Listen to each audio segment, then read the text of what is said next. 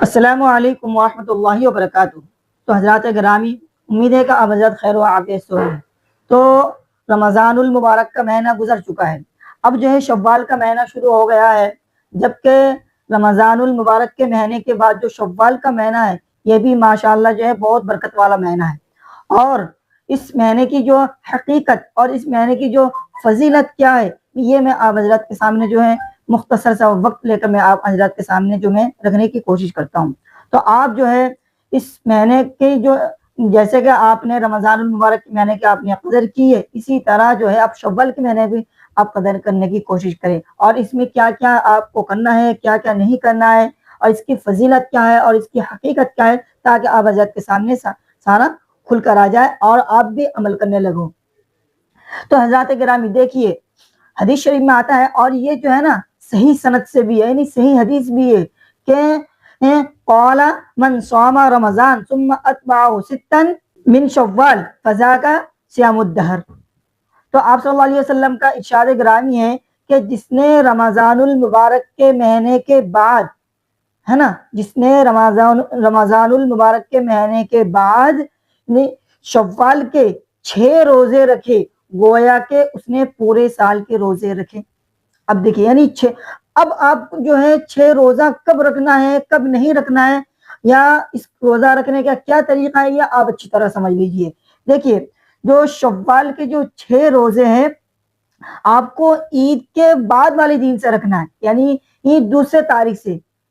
چاند کے حساب سے جو شوال کا مہینہ ہے یعنی دوسرے تاریخ سے آپ کو رکھنا ہے۔ آپ اس روزے کو جو ہے لگاتار بھی رکھ سکتے ہیں 6 روزہ، اور آپ جو ہے ایک دن گیپ دے کر رکھ سکتے ہیں، 2 دن گیپ دے کر رکھ سکتے ہیں، یعنی پورے مہینے کے اندر آپ کو ٹوٹل 6 روزے رکھنے ہوں گے، چاہے آپ گیپ دے کر رکھیں یا بیچ میں یعنی 2 یا 3 دن گیپ دیں یا بالکل لگاتار رکھیں، یہ آپ کو ڈپینڈ کرتا ہے، آپ کو جیسے سہولت رہے آپ ویسے ہی روزہ رکھیں۔ لیکن اس کی فضیلت بہت ہے جو میں نے آپ کو بتایا کہ جس نے پورے رمضان المبارک کے روزوں کے بعد اگر جس نے 6 روزے رکھے تو گویا کہ اس نے پورے سال کے روزے رکھے۔ اور اب اس کی جو ہے اس میں نیکیاں کیسی ہیں، دیکھیے قرآن شریف میں اللہ سبحانہ وتعالی نے جو کہ واضح طور پر وعدہ کیا ہے کہ اگر نیک کام کرتا ہے کہ ہر نیکی ایک نیکی کا بدلے کہ اس کو 10 گنا عطا کریں گے اللہ سبحانہ وتعالی۔ تو اسی طرح جو ہے پورے رمضان المبارک کے روزوں کے جو ثواب جو اس کا جو ہے 10 گنا سے اگر آپ حساب لگائیں گے تو 10 مہینے کے ہو گئے، ٹھیک ہے۔ اب شوال کے 6 روزے کیا اگر آپ حساب لگائیں گے تو شوال کے حساب لگانے کے بعد یہ پتا چلے گا کہ آپ کے شوال کے 6 روزوں کے 60 دن کے روزوں کے ثواب کے، اور ادھر مطلب کہ 60 دن جو ہو گئے 2 مہینے کے برابر، ادھر 10 مہینے اور ادھر 2 مہینے، تو 12 مہینے ہو گئے، یعنی پورے سال کے پورا سال ہو گیا۔ تو یعنی